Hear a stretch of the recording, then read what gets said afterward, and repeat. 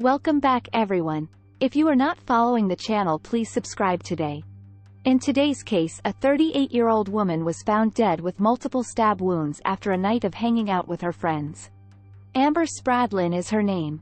She was born October 7, 1984 and was the daughter of Tom and Sharon Robinson Spradlin. She lived in the town of Prestonsburg, Kentucky and was also a hostess at a restaurant in town.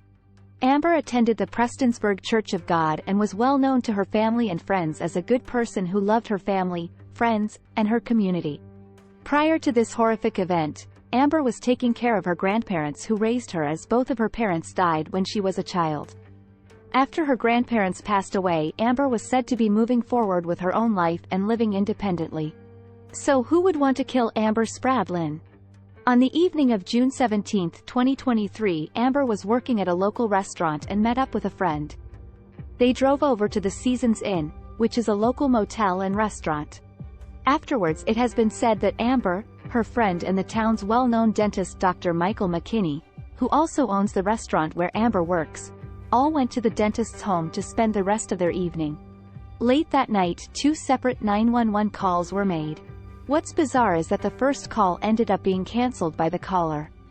A second call was placed asking for help, but unfortunately no one from law enforcement showed up to the home until the following morning. Amber's body was found the very next day, June 18, 2023, with 11 stab wounds to her head, neck, and her throat was slit. The crime scene was at the home of the dentist Dr. Michael McKinney, who lived along the Arkansas Creek in Martin, Kentucky. Upon surveying the crime scene, detectives immediately suspected foul play. There was said to be a lot of blood in the area where Amber was found. Detectives have already conducted multiple interviews, collected DNA samples and executed warrants for cell phones, computers, GPS information and more that has not been released. As of July 12, 2023, no additional updates have been made from the Kentucky State Police Department.